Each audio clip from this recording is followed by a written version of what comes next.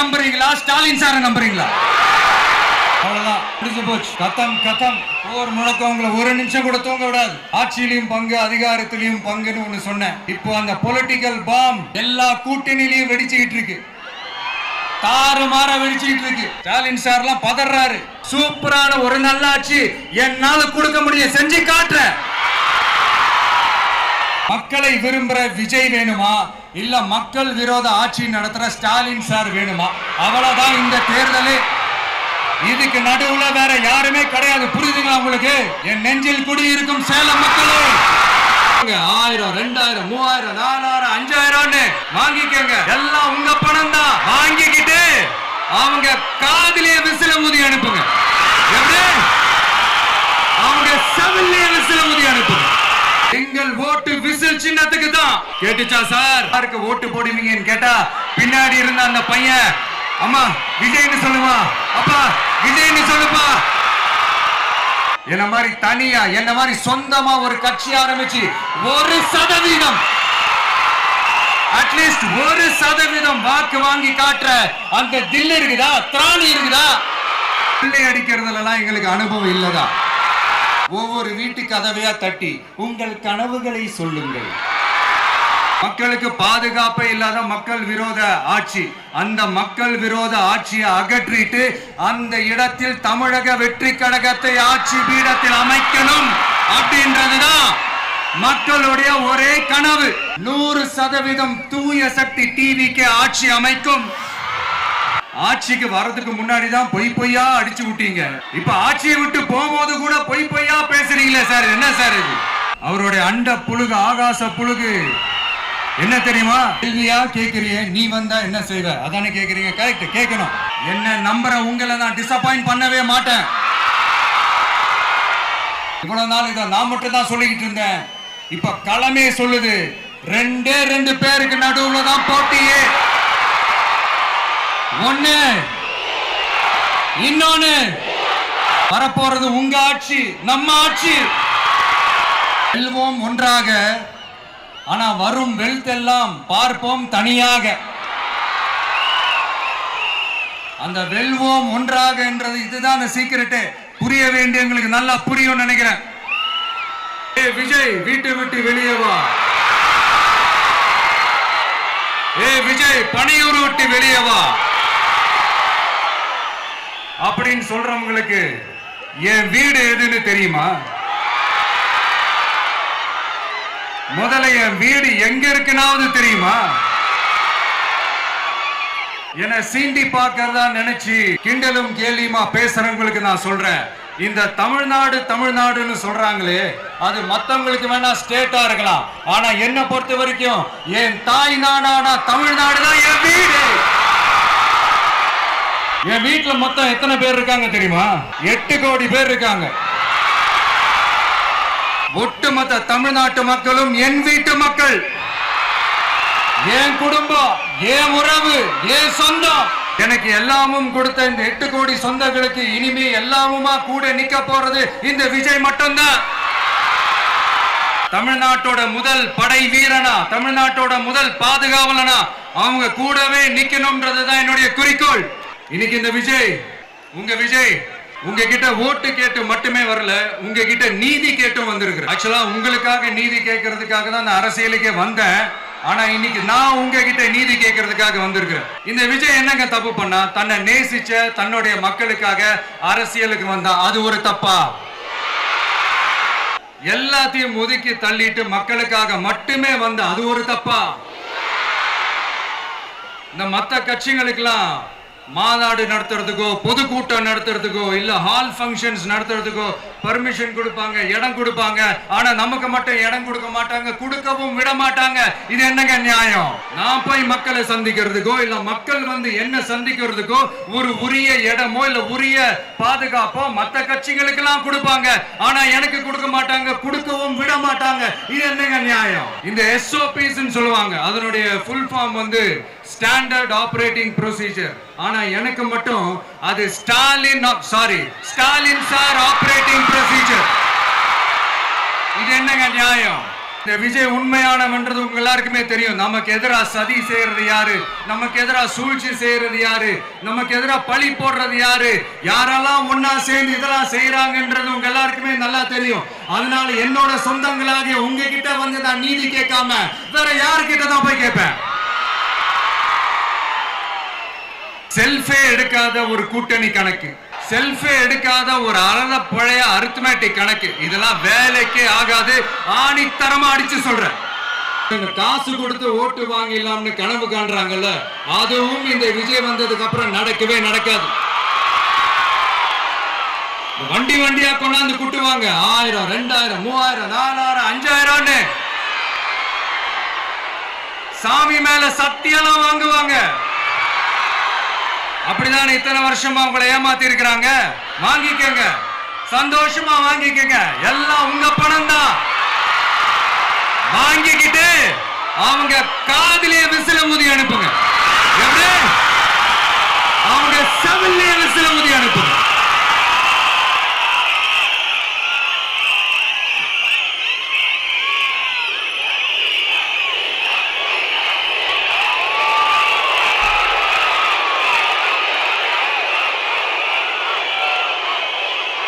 Gen Z அடுத்த இளம் தலைமுறையினருக்கும் நான் சொல்லணும்னு நினைக்கிறேன்.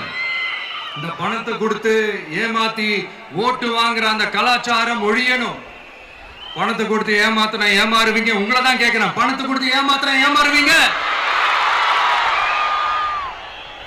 எல்லாரும் கொஞ்சம் கை இப்படி வைங்களேன் எனக்காக. நான் சொல்றதை கொஞ்சம் ரிப்பீட் பண்ணுங்க. எங்க ஓட்டு எங்க உரிமை. எங்களை யாரும் விலைக்கு வாங்க முடியாது. எங்கள் ஓட்டு விசில் சின்னத்துக்கு தான். வேற யாரையும் நம்பி ஏமாற மாட்டோம். தேங்க்யூ. கேட்டுச்சா சார்? இனிமே நீங்க கொள்ளையடிச்சு வச்சிருக்கிற பணம் எல்லாம் வேஸ்டா போகுது. குப்பையில தான் தூக்கி போடணும். உங்களுடைய இந்த ஊழல் ஆட்சியும் மக்கள் குப்பையில தான் தூக்கி போட போறாங்க. ஒவ்வொரு வீட்டில் இருக்கிற என்னுடைய குட்டி நண்பா நண்பீஸுக்கும் நான் சொல்லணும்னு நினைக்கிறேன். வீட்டில் டிவியில உட்கார்ந்து இந்த பிரச்சார மீட்டிங் எல்லாம் பார்த்துட்டு இருப்பீங்க. உங்களையும் உங்களுடைய ஃபியூச்சரையும் மைண்ட்ல வச்சுக்கிட்டு தான் நாம அரசியலுக்கே வந்திருக்கிறோம். அதனால எனக்காக நீங்க ஒண்ணு செய்யணும். செஞ்சுக்கிட்டு தான் இருக்கிறீங்க. நான் நிறைய கியூட்டான வீடியோஸ்லாம் நான் பார்க்கிறேன். லைக் உங்க அம்மா அப்பா கிட்ட மைக்க நீட்டி யாருக்கு ஓட்டு போடுவீங்கன்னு கேட்டா பின்னாடி இருந்த அந்த பையன் அம்மா விஜய்னு சொல்லுவா, அப்பா விஜய்னு சொல்லுப்பா. நிறைய அந்த கியூட்டான வீடியோஸ்லாம் பார்க்கிறேன். அதை தொடர்ந்து தயவு செஞ்சு அதை தொடர்ந்து கண்டினியூ பண்ணுங்க.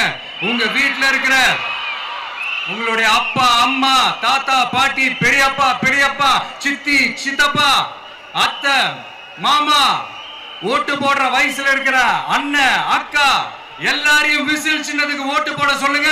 விசில் சின்னத்துக்கு ஓட்டு போட வைங்க.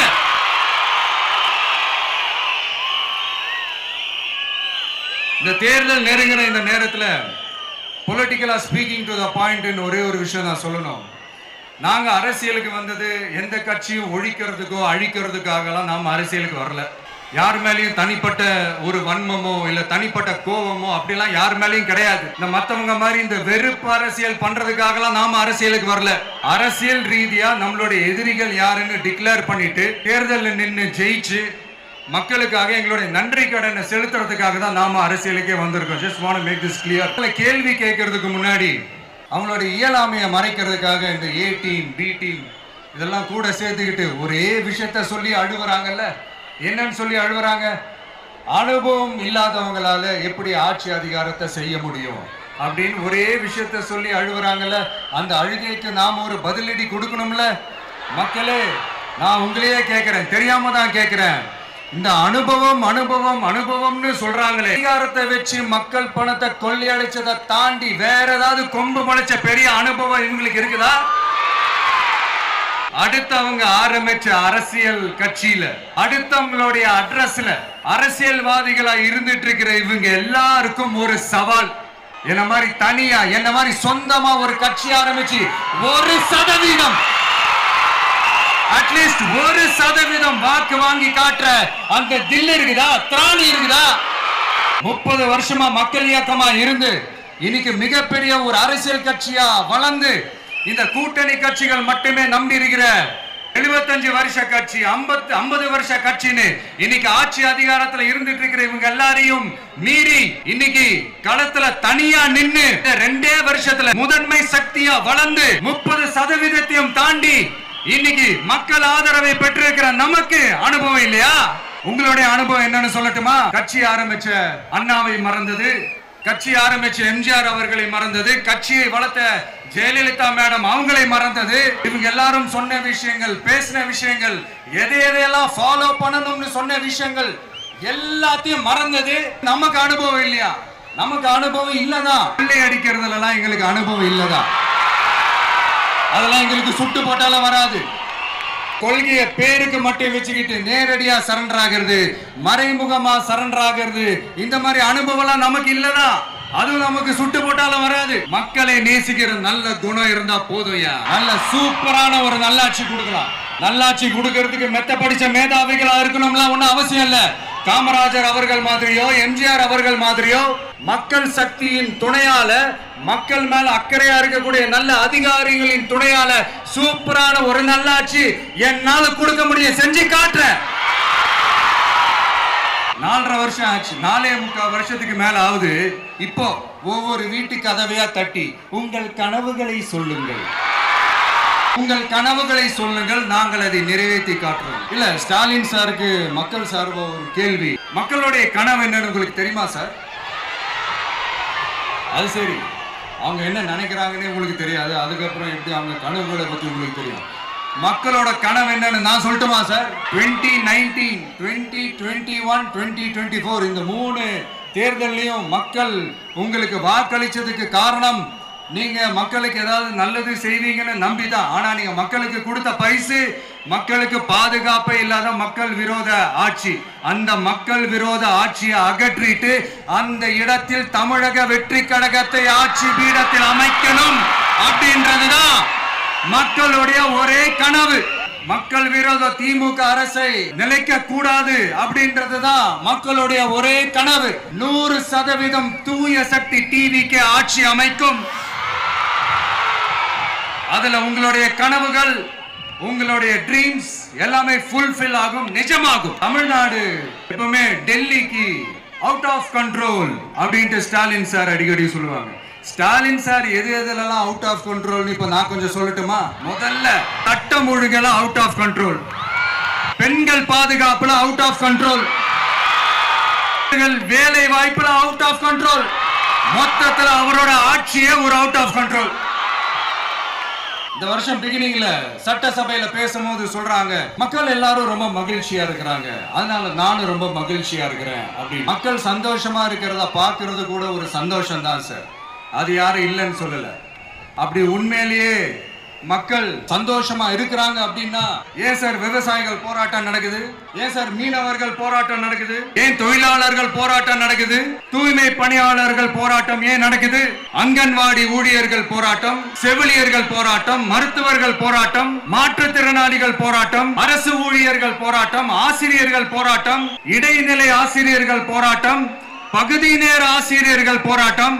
இதெல்லாம் உங்க ஆட்சியில மக்கள் மகிழ்ச்சியா இருக்காங்கன்றதுக்காக நடக்கிற போராட்டமா சார்? தெரிஞ்சு மக்கள் சந்தோஷமா இருக்கிறாங்கன்னா பொங்கல் வச்சு கொண்டாடுவாங்கன்னு கேள்விப்பட்டிருக்கேன். உங்க ஆட்சியில தான் போராட்டம் நடத்தி அவங்களுடைய மகிழ்ச்சிய வெளிப்படுத்துறாங்கன்னு நினைக்கிறேன். இன்னும் தீரவே தீராத பிரச்சனைகள்னா இருக்கிற இடம் பிரச்சனை, பாக்குற வேலை பிரச்சனை, பண்ற தொழில் பிரச்சனை, விலைவாசி பிரச்சனை, தண்ணி பிரச்சனை, பஸ் வசதி இல்லைன்ற பிரச்சனை, ரோடு சரி இல்லைன்ற பிரச்சனை, ஆஸ்பத்திரி சரியா இல்லன்ற பிரச்சனை, இப்படி எல்லாம் ஒரு அடிப்படை விஷயங்களே பிரச்சனையா இருந்தா அப்போ ஆளுங்கட்சின்னு ஒண்ணு எதுக்குதான் இருக்கிறாங்க அப்படின்னு தானே மனசுல தோணும் மக்களுக்கு. ஆட்சிக்கு வர்றதுக்கு முன்னாடி தான் பொய்யா அடிச்சு விட்டீங்க, இப்ப ஆட்சியை விட்டு போகும்போது கூட பொய்யா பேசுறீங்களே சார், என்ன சார் இது? மாத்தி மாத்தி பேசுறதுல நீங்க வேற லெவல் தான் சார். ஆட்சிக்கு வந்த அடுத்த வருஷமே 2022ல 70% வாக்குறுதிகளை நிறைவேற்றிட்டோம்னு சொன்னாங்க. அப்புறம் போன வருஷம் 90% வாக்குறுதிகளை நிறைவேற்றிட்டோம்னு சொன்னாங்க. அப்புறம் இந்த வருஷம் 505 வாக்குறுதிகளை 404 வாக்குறுதிகளை நிறைவேற்றிட்டோம். கிட்டத்தட்ட ஒரு 80% வாக்குறுதிகளை நிறைவேற்றிட்டோம்னு சொன்னாங்க. முதல்ல 70, அப்புறம் 90, அப்புறம் 80. இன்னும் தேர்தல் நெருங்க அது 60, 50, 40, 30, 20ல போய் நிக்கும்னு நினைக்கிறேன். அதையும் அவரே அறிவிப்பாரா என்னமோ எனக்கு தெரியல. புலவர் ஸ்டைல்லயே சொல்லணும்னா, பொய்யிலேயே பிறந்து பொய்யிலேயே வளர்ந்த புலவர் பெருமானே, கொஞ்சம் அத திருத்தி சொல்றேன், புலவர் பெருமானே. அது இன்னும் பொருத்தமா இருக்கும். அவருடைய அண்ட புழுகு, ஆகாச புழுகு என்ன தெரியுமா? பெண்களுக்கு பாதுகாப்பு தமிழ்நாட்டில் எங்க போனாலும் கொட்டி கிடக்குதான். அப்படி அது உண்மைனா அண்ணா யூனிவர்சிட்டி அந்த பொண்ணுக்கு ஏன் சார் அப்படி ஒரு கொடுமை நடந்துச்சு? கோவை கல்லூரி பெண்ணுக்கு ஏன் சார் அப்படி ஒரு கொடுமை நடந்துச்சு? பெண் குழந்தைகள் பாதிக்கப்படுறதா கிட்டத்தட்ட 1000க்கும் மேலான போக்சோ கேசுகள் ஏன் சார் பதிவானுச்சு? போதைப் பொருள் கலாச்சாரம் கண்ட்ரோலே இல்லாம அது பாட்டுக்கு தாறுமாற எங்கேயோ போய்கிட்டு இருக்கு. வயலன்ஸ் எல்லாம் தலைவிரிச்சு ஆடுது. அதுக்கு ஒரு ரீசெண்ட் எக்ஸாம்பிள் அந்த ரயில்வே ஸ்டேஷன்ல அந்த சிறுவர்கள் எல்லாரும் சேர்ந்து செஞ்ச அந்த சம்பவம். சட்டம் ஒழுங்கு சரியா இருந்தா ஏன் சார் இப்படி எல்லாம் நடக்குது? சட்டம் ஒழுங்கு சரியா இருக்கணும்னா முதல்ல தமிழ்நாட்டுக்கு ஒரு டிஜிபி வேணும் சார். எங்க சார் போனார் அவரு? எங்க அவரு? இந்த ஆக்டிங் ஆபீசரை வச்சுக்கிட்டு அரசாங்கத்தை நடத்துனீங்கன்னா இப்படிதான் சட்டம் ஒழுங்கு சந்தி சிரிக்கும். முதல்ல தமிழ்நாட்டுக்கு ஒரு டிஜிபியை போடுங்க சார். அதுக்கப்புறமாச்சும் சட்டம் ஒழுங்கு சரியாகுதான்னு பார்ப்போம். சரிப்பா, கேள்வியா கேட்கறிய, நீ வந்தா என்ன செய்வ அதானே கேட்கறீங்க. கரெக்ட், கேட்கணும். மக்களோட அடிப்படை தேவைகளை தீர்க்கிறது தான் நம்மளுடைய ஃபர்ஸ்ட் வேலையே. தீர்க்கிறதுக்கான அந்த தேடி போறது, அதோட சொல்யூஷனை தேடி போறது தான் நம்மளுடைய ஃபர்ஸ்ட் அஜெண்டாவே. கொஞ்சம் வெயிட் பண்ணுங்க, தேர்தல் அறிக்கை ரெடி ஆயிட்டு இருக்கு. தெளிவான ஒரு தேர்தல் அறிக்கையாவது வரும். என்ன நம்புற உங்களை நான் டிசப்பாயிண்ட் பண்ணவே மாட்டேன்.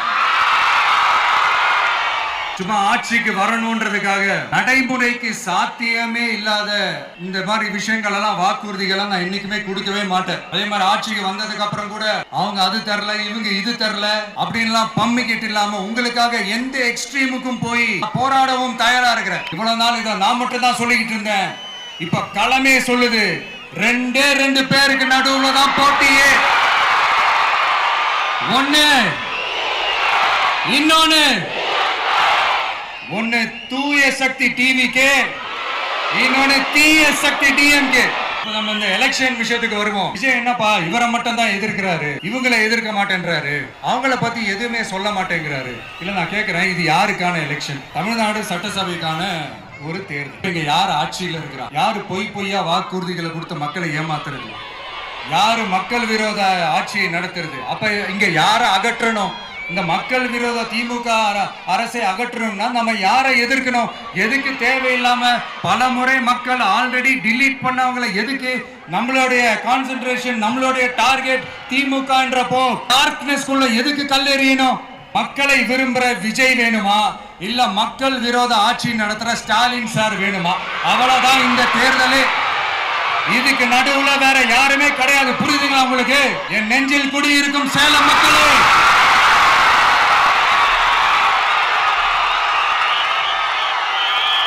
one last simple question. Vijay நம்புறீங்களா, ஸ்டாலின் சாரை நம்புறீங்களா? அவ்வளவுதான், முடிஞ்சு போச்சு. கதம். போர் முழக்கம் உங்களை ஒரு நிமிஷம் கூட தூங்க விடாது. லாஸ்ட் வீக் இந்த டிஎன்பிஎஸ்சி இந்த எக்ஸாம்ஸ், இந்த குரூப் 2 எக்ஸாம்ஸ் அதை அனௌன்ஸ் பண்ணிட்டு உடனே அதை கேன்சல் பண்ணிட்டாங்க. இது உலகத்துக்கு எல்லாருக்கும் தெரியும். கேன்சல் பண்ணிட்டு ரொம்ப சிம்பிளா டெக்னாலஜி இதோ சம் ஃபால்ட், டெக்னிக்கல் ஃபால்ட் அப்படின்னு சொல்லி அதை கடந்து போயிட்டாங்க. வருஷமா ராத்திரி பகலமா கஷ்டப்பட்டு படிச்சு எப்படியாவது நமக்கு அந்த வேலை கிடைக்காதான்னு அந்த எக்ஸாம்ஸை ஃபேஸ் பண்ண வந்த நம்மளுடைய தம்பி தங்கைகள் எவ்வளவு ஒரு மன உளைச்சலுக்கு ஆளாயிருப்பாங்க. அது யாராவது யோசிச்சு பாத்தீங்களா? ஒரு எக்ஸாம்ஸ் ஒழுங்கா நடத்த தெரியல, இதுல உலக நாடுகளோட போட்டி போடுறாங்க. நம்மளுடைய தம்பி தங்கைகள், நம்ம அம்மா அப்பா கிட்ட சொல்லுங்க, யாரும் தைரியம், எல்லாரும் தைரியமா இருங்க. வரப்போறது உங்க ஆட்சி, நம்ம ஆட்சி. அதனால இந்த மாதிரிலாம் எதுவும் நடக்காம சமூக நீதிக்கான ஒரு நல்ல ஆட்சியை அமைப்போம். இளைஞர்களின் வேலை வாய்ப்புகளை மனசுல வச்சுக்கிட்டு டிரான்ஸ்பரண்டா அதுக்கான ஒரு தீர்வை காணுவோம்.